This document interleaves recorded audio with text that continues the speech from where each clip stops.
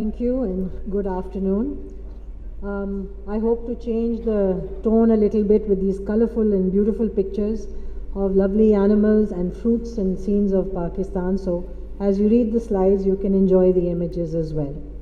So we've been hearing a lot about what is climate change, the impact of climate change, what is happening about climate change, which has led us to the conclusion that climate litigation is on the rise everywhere, including Pakistan. And that means that climate change cases will be in your courtrooms, will be there for you to deal with very soon, if you haven't already dealt with them. These cases are cases that come against public authorities, private entities, and corporations. But there is one fundamental difference between cases of climate change and the environment. And that is something that you have to think about, which is basically climate change cases see no boundaries. There is no jurisdiction. It's not that the cause of action will arise within your jurisdiction. So this leads to a very big problem, and that is for the court to see who is responsible to pay for the damage. Who am I going to hold liable for the damage? How to calculate the damages, and what will be the relief. Now there's no book, there's no statute that you can just open and find all the answers. This is years of jurisprudence which has evolved and developed, and as Amir has said, these cases are there for you to read and for you to use and cite them and see how to build them into your own judgments, because these are the cases that have opened the doors to climate law, climate justice, climate rights. And this is how we will have to look at climate rights in the context of human rights so that we can start addressing the problem. Now we must remember fundamentally that judges cannot solve the climate crisis. Judges have a role to play, and that role is to protect the rights of the people and to push a narrative which brings the climate change narrative into the forefront. So what is it that you can do as a judge? What is it that you can do, and what role can you play? You can identify rights and duties. You can state what action is required. You can prompt the required action. And you can push for policy and legislation if and where it is required. And while trying to look for these solutions, next slide please. While trying to look for these solutions, you have to balance the rights with sustainable development. You can look at the human right angle. You can look at international law, treaty obligations, think about what rights are at stake, look for climate resilient solutions, which means look for solutions which will help the climate, not aggravate the situation. You can borrow principles from the environmental jurisprudence, and most important, something that we've heard since morning, you can push for enforcement. We have the framework, we have the policy, there are the laws, you have international law and commitments, but you have to push for enforcement.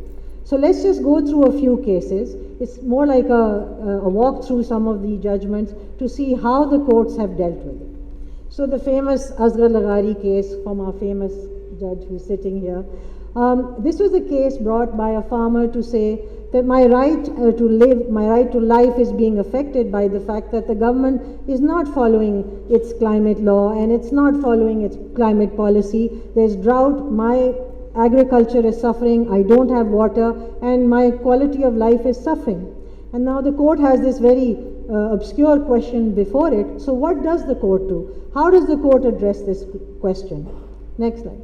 The court makes a commission. So this is a judicial tool that it has used. It forms a commission. It brings all the stakeholders into that commission. You have members from various parts of the government, you have experts there, you have science people there, you have members from the community there, you have a whole lot of experts there who've been put together and have been told, now think about the problem and tell me what can we do as a court, what can it do, how to give relief to this farmer who has come to the court.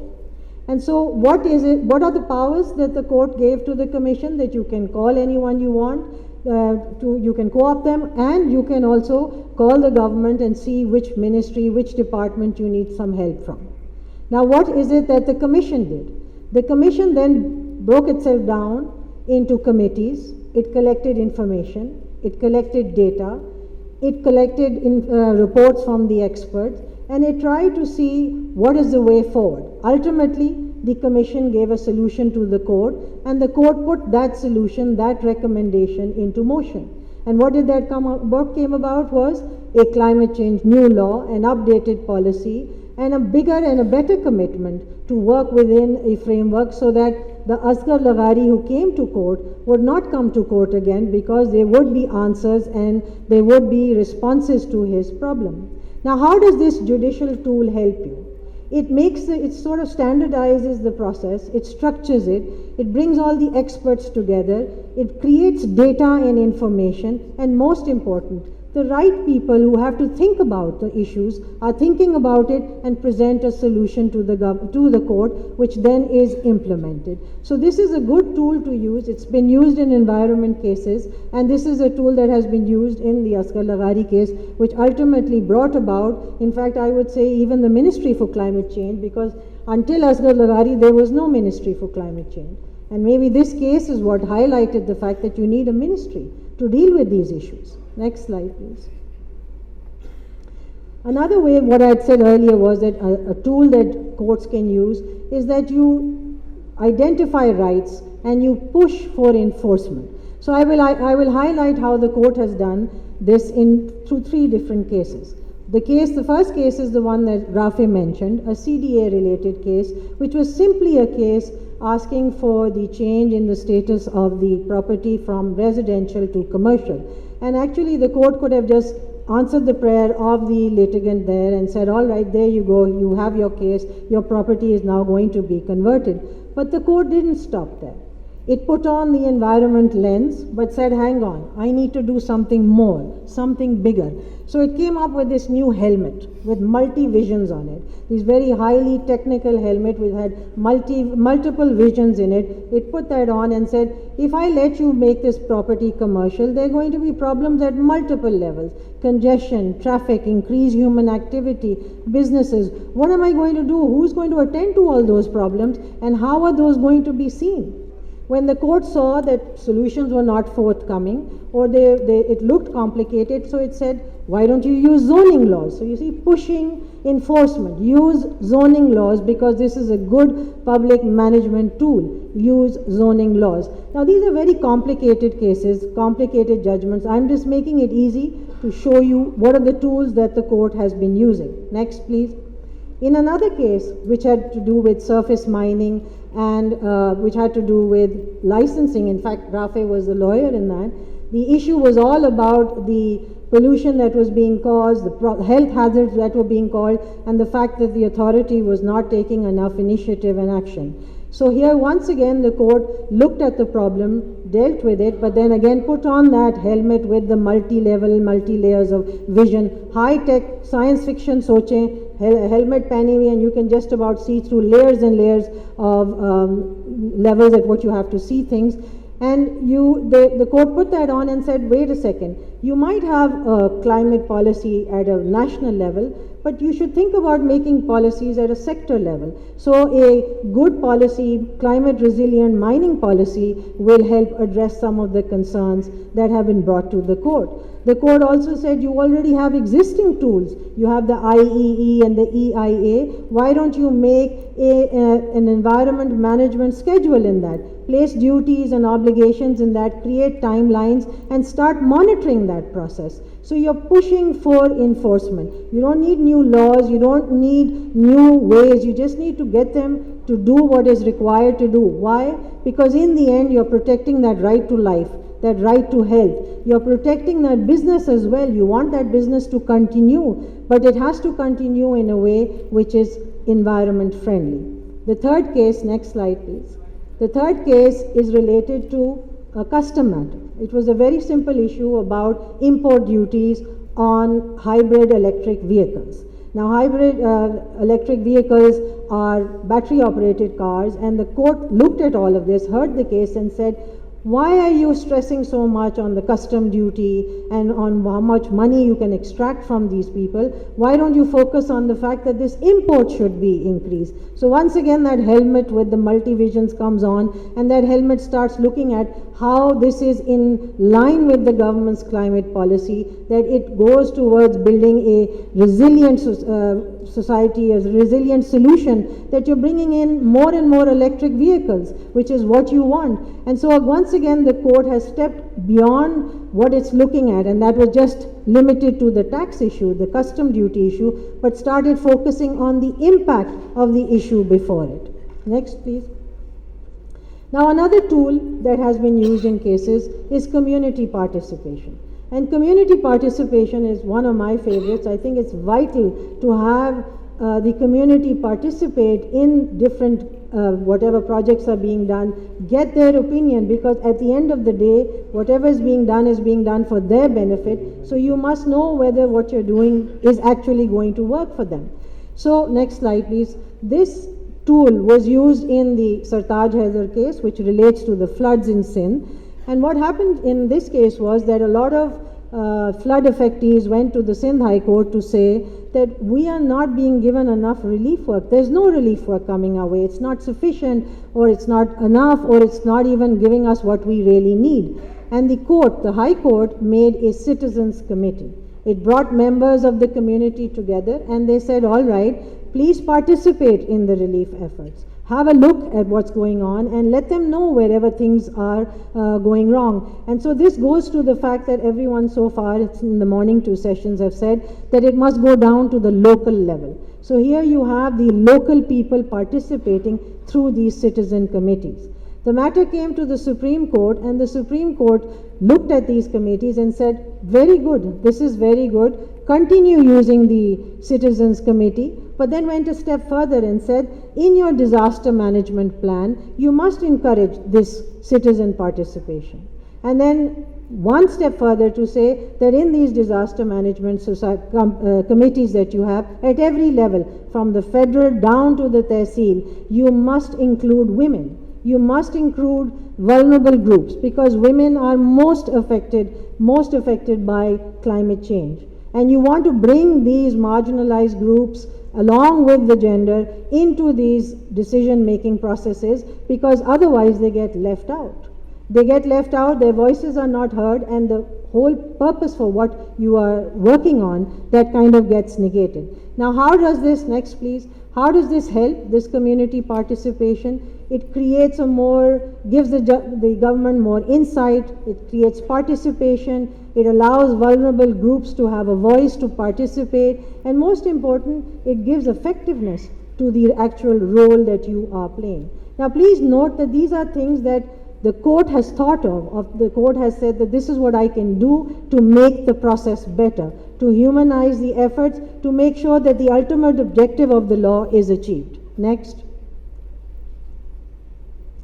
Now, this is another one, a public-private partnership. And this is important when we think about funds and money, and how the government doesn't necessarily always have funds available to do things. So you move money from the private sector into the public sector to allow the private sector to support the public sector in its climate resilient policies. Next, please. 2 cases to illustrate this. This first case has to do with drinking water. An entire village came to the court and said that we don't get clean drinking water, and there doesn't seem to be any effort in getting us clean drinking water. And the government said that, well, we are working on it, there's a project, but it will take time, the funds have to come through and so on. So now there was a problem. You couldn't wait for the funds to come, the project to materialize, and then people be given drinking water, because the right to water is a fundamental right. So the court created this public-private partnership. And through this public-private partnership, the villagers participated with the government, and they formed a small, sort of like a pool of money, from which they started doing a very simple thing, boring, deep boring, so that they could have drinking water until the government project could be materialized. And in fact, this village project was so successful that it was then carried out, I'm told, in many other villages, in order to achieve the basic objective, to provide clean drinking water. Next. Now, sometimes, like I said, you get public-private partnerships, you provide for solutions, and sometimes you need to provide for interim solutions. Next.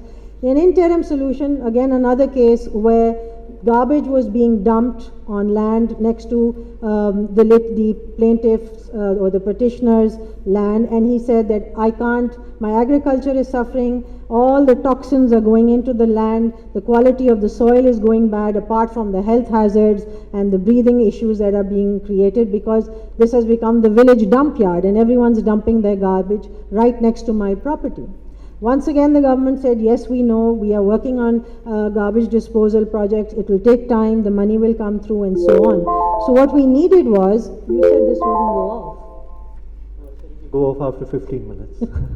What the government again came and said was that we need time. Now you can't have someone living in such bad conditions, again health hazard, the right to life is affected. So an interim solution, the court said come up with an interim solution, try to see what you can do with this dumping area and see what can come out of it, see what you can do. So with the participation of the community, an interim disposal system was set up until the actual project was to materialize. And so that way the problem was dealt with, the litigant was able to get the relief that he wanted, and we are not just sitting and waiting for the funds to come, for the projects to be materialized. Next, please. And this, the last kind of tool that has been used by courts, and in fact is very popular, are calling for rolling reports. That is, whenever you feel you don't have enough information before you, you call for reports, you call for information. It was used in the flood case, it was used, and in fact I think the case is still pending, in a case related to deforestation in Sindh, where the court is constantly calling for reports and information. And what is the benefit of this? Next slide, please. That you get the information that you want. Number two, it creates data.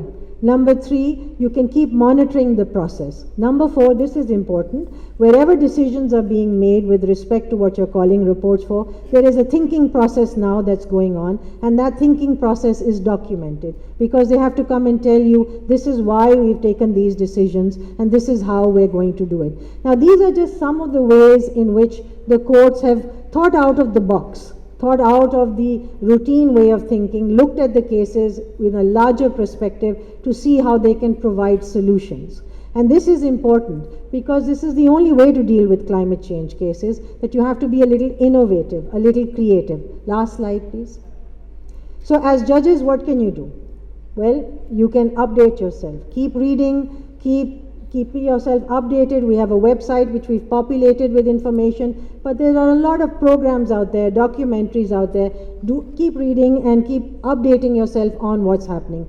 Think about future generations. Think about the Pakistan you want to leave for future generations, and think about the planet and how you want to leave it behind, because after all, they will one day grow up, our children and their children, and say, you know, what is this air that you've left behind for me, and I don't even have water to drink. And most important, you can now start looking at how other jurisdictions are doing their work. You know, you can look at other cases, they're all available online. You can have a look and see how do other jurisdictions deal with similar problems. So it's a little bit of effort, but it goes a long way.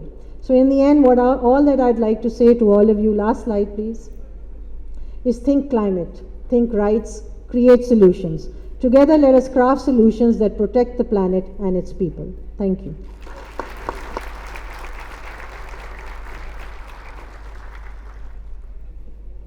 Thank you so much, Justice Ayesha. That was, answer your question, you don't have to be any type of a judge. You just have to be a judge who's looking to create solutions for the litigant before you. Thank you.